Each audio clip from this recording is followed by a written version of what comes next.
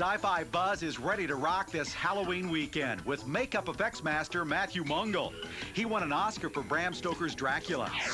Auditioning for the chance to scare the tourists at Universal Studios Hollywood. The many incarnations of Lewis Carroll's work on video. And Xena, Warrior Princess, becomes Lucy Lawless right before our very eyes. I think when people meet me in real life, they're often flabbergasted to find that I'm not, 6'7". I do not weigh 400 pounds. Prepare. Stand by. The buzz. Movies. Personalities. Sci-Fi. FX. Behind the scenes. Cutting edge. Get ready. Sci-Fi. Sci-Fi Buzz.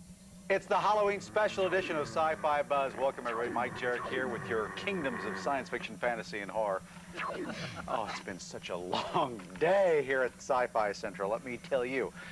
Luckily, we're going to start with something great. We're going to go one-on-one with Lucy Lawless, of course, Xena, Princess Warrior. But first, some Buzz News headlines. In the headlines this week, a Superman and a Super G-Man give Hollywood the runaround. No. The highly anticipated new Superman movie is experiencing a major setback. It seems director Tim Burton and his team of writers need more time to finish their latest screenplay. Burton chose not to use the first version of the script, which was based on the Death of Superman comics. Nicolas Cage is still planning to star as the Man of Steel, but now it appears the picture can't be ready until 1999. Vancouver's a very wet town, so a lot of times you're working out in the cold and the damp. X-Files star David Duchovny recently told Access Hollywood that he will leave the hit series next year unless production is moved from Vancouver to Los Angeles.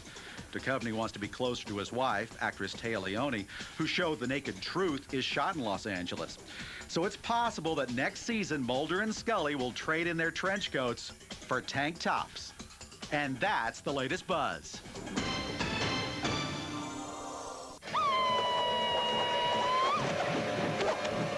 I'm gonna use you as a shield, Gabrielle.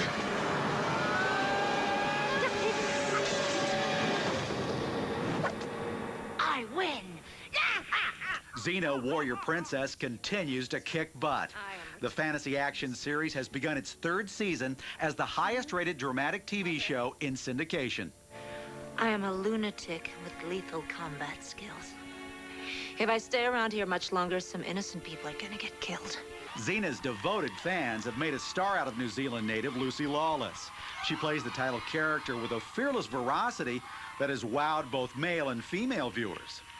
But I'm pleased, especially for young men, that they see a new kind of woman on television and that they are not intimidated by it, and they, by and large, do not seem to be shucking it off or ignoring it. You know, they just accept her as a hero. Now, these shoes you have on today. Yeah. Those do you aren't fancy them? Xena. I do. I actually They're have not a Xena pair. wear, no. No. But they are what she may wear if she were in a modern day setting. She may very well wear these clothes because they're comfy. Comfort is not something Lawless often finds on the Xena set. The strenuous physical demands of the role and the long shooting schedule take its toll. And then there's the New Zealand weather. When we look at this, your show, it looks like it's warm most of the time. Yeah. But what is it really like? It's temperate at best. It has weather kind of like Seattle, and it rains a lot in the winter. So when you're hanging onto a tree limb over a cliff and it's raining and there's hail, it's either rain or hail. Those are not my favorite days to film. Maybe there's more to being human than acting brave and strong. Since Xena's success, Lawless is showcasing some of her other talents. She can be heard singing in the upcoming home video, Hercules and Xena, the animated movie. And she just finished a 7-week run on Broadway in the role of Rizzo in Grease. Are you a singer? I'm becoming more of one. I did study opera when I was a teenager. And I gave it up because I sensed that I didn't have that kind of love for music that would take me to the top of my abilities, or of my profession. But I did have that kind of love that will always sustain me through a career of acting. Away from the spotlight, Lawless plans to wed Xena executive producer Robert Tappert in 1998. And Lucy's 9-year-old daughter from a previous marriage continues to be her #1 priority. Is she a fan of the show? She's a bigger Herc fan, to tell the truth. Really? Yeah, she loves Kevin. And, you know, Mummy's just old hat. But that's all right with me, you know. But Hercules is our big brother show, and it's part of the company, so their success is our success and vice versa. It's me you want. I am the Holy Woman. The new season of Xena promises exciting action and intriguing storylines. These new plot twists should be keeping not only audiences interested, but the series stars as well. Hello, Xena. It's a great job. I guess I'll go a year past when I feel ready to stop. And, but that's a long way coming. I've never been bored yet.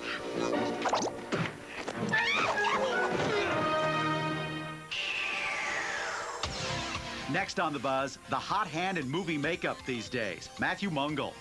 And we drop in on the Halloween auditions at Universal Studios Hollywood.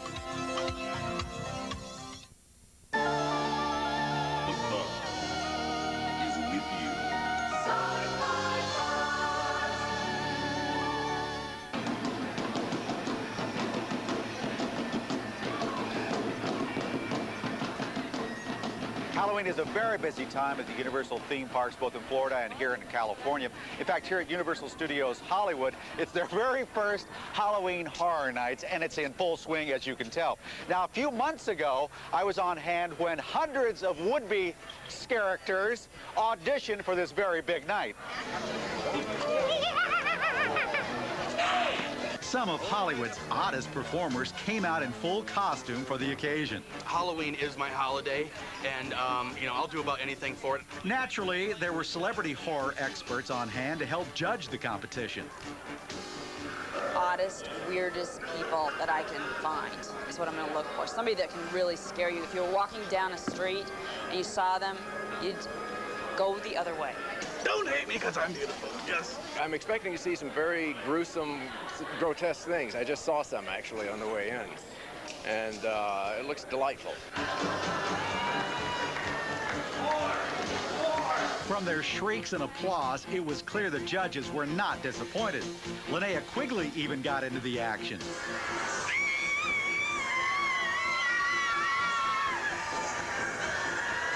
Oh, I was just showing the girls how to do a little bit of a scarier dance, since I've done the dances, double virgin chainsaws and things like that.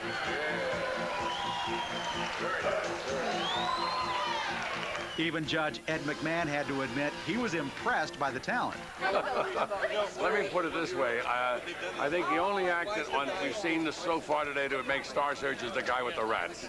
That'd definitely be a 5-star on Star Search.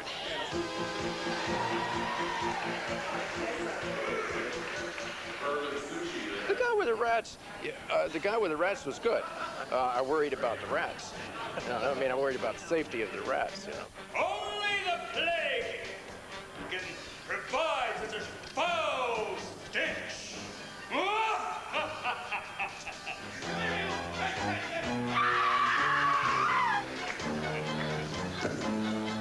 They're not tricks, they're real. I mean, these people are really going through torture and pain and everything. It was great. And for the fortunate few, the pain paid off, earning them jobs as this year's Scaracters. I would like to shrink your head. The Halloween festivities kicked off with rocker Alice Cooper receiving the first annual Igor Award. Afterward, Alice insisted on taking a stroll through the Crypt Keeper's film vault, one of several horrific mazes winding through the theme park's underside. Hello, welcome to Area 51 Government Center. Here at Universal Studios Hollywood, they've incorporated some of the creepier concepts that we've all enjoyed down in Florida for the last 7 years or so. But this being the first Halloween Horror Nights in Hollywood, they've added a few effects-heavy attractions that are designed to literally scare the living daylights out of you. Oh. You gotta get me out of here!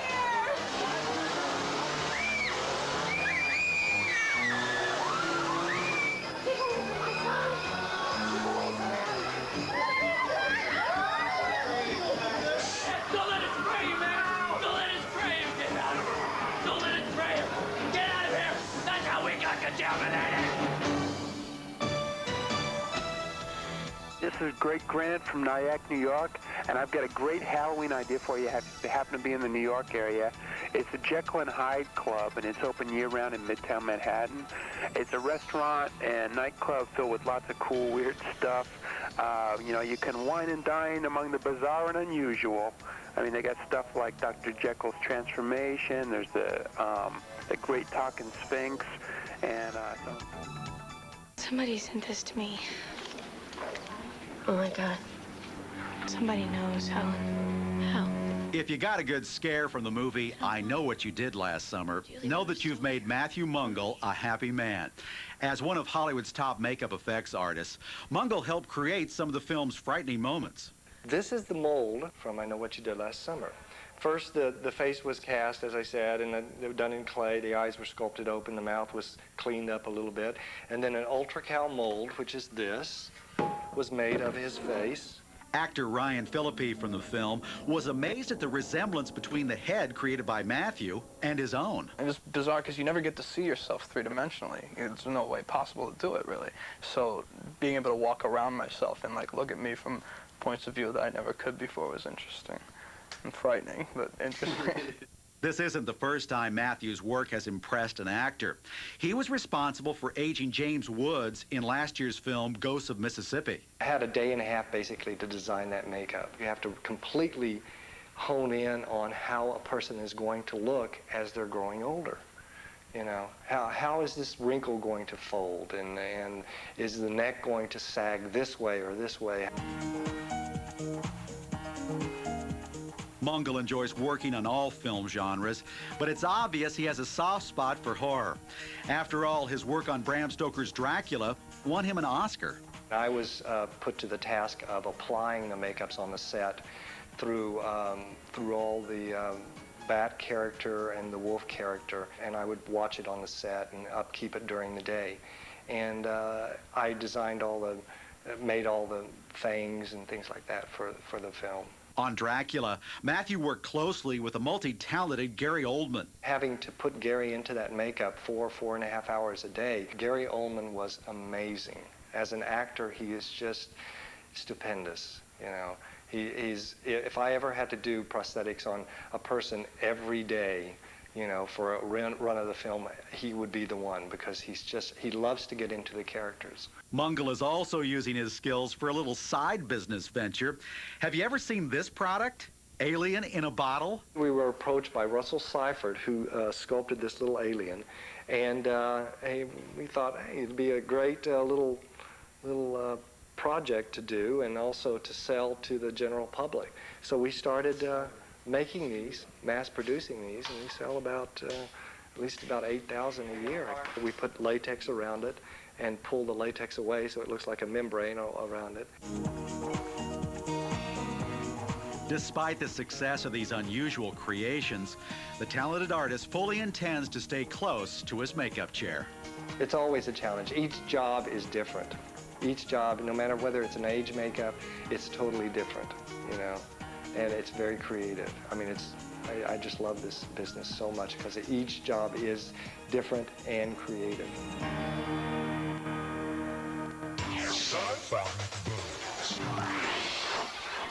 The life and works of the wonderful fantasist Lewis Carroll, next on The Buzz. This is Billy Abramson from Boston, and I'd like to tell all the Buzz viewers about America's horror theme park, Spooky World. Spooky World is located just outside of Boston in Berlin, Massachusetts, and if you want to crank up the fright in your Halloween season, this is the place to be. There's everything from a terrifying chamber of horrors to the American Horror Museum. There are hundreds of characters that put on nightly fright shows that scare the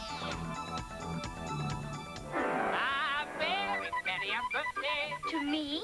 To you! It all started back in the 1860s when a stammering British mathematician named Charles Dodson began inventing stories to amuse a lively little girl named Alice Little. I do so love to hear you laugh, little Alice. Do you, Mr. Dodgson? Under the pen name Lewis Carroll, Dodgson wrote two of the most beloved stories of all time, Alice's Adventures in Wonderland and through the looking glass and what Alice found there. But all was not innocence and wonderment in the real life of Lewis Carroll.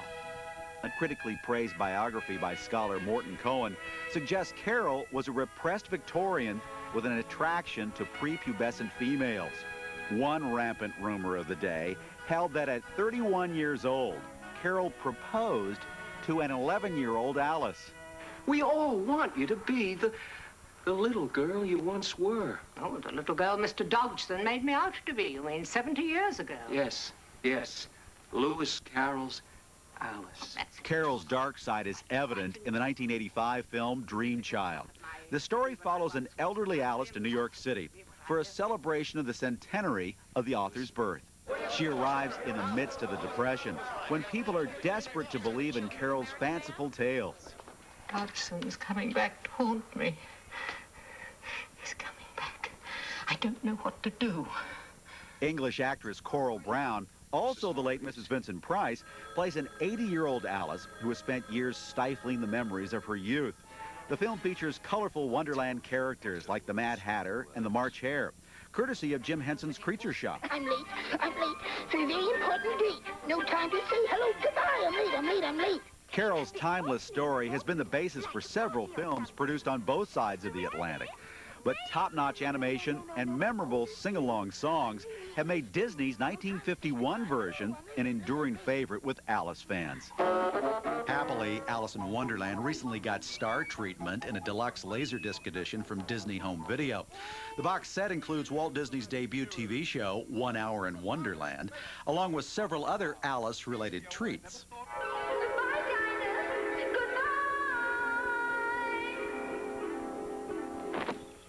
Lewis Carroll is long gone, but several of today's top fantasy writers are keeping his spirit alive.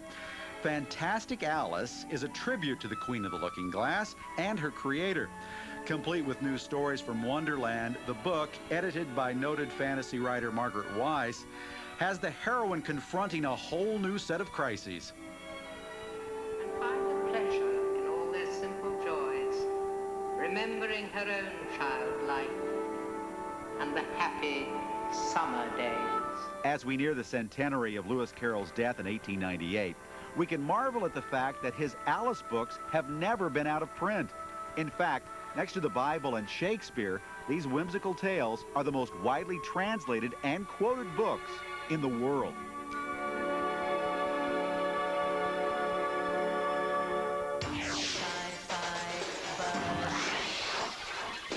The Sci-Fi Buzz Best Bets are next. Do not go surfing.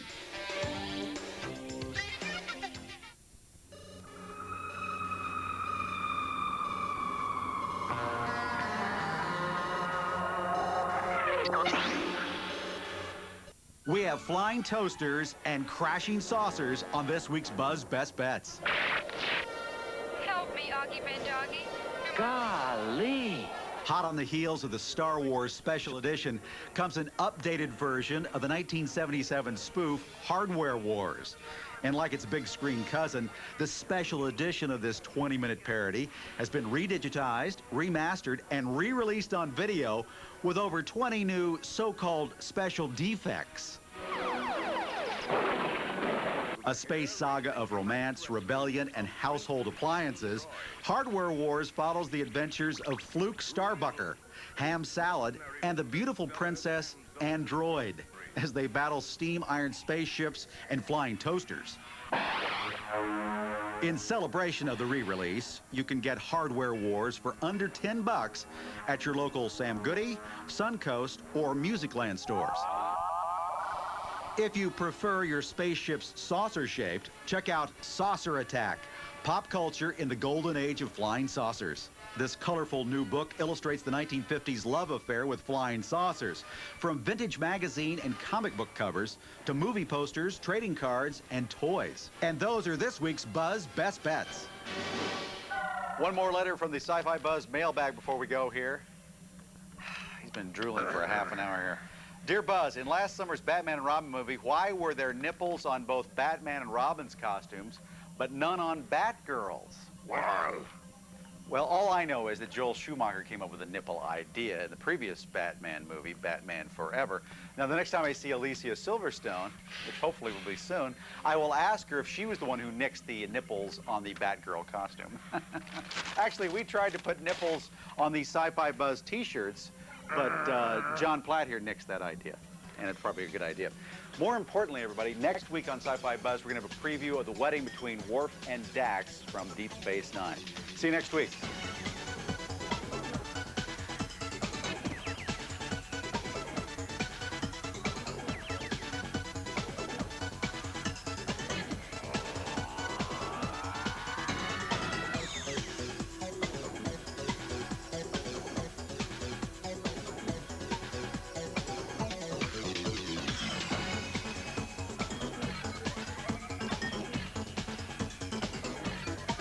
Meet Adam Chance, super spy guy and an all-round protector of the free world. He's the ultimate agent for harm. On today's Mystery Science Theater 3000 beginning at 5 p.m. Eastern.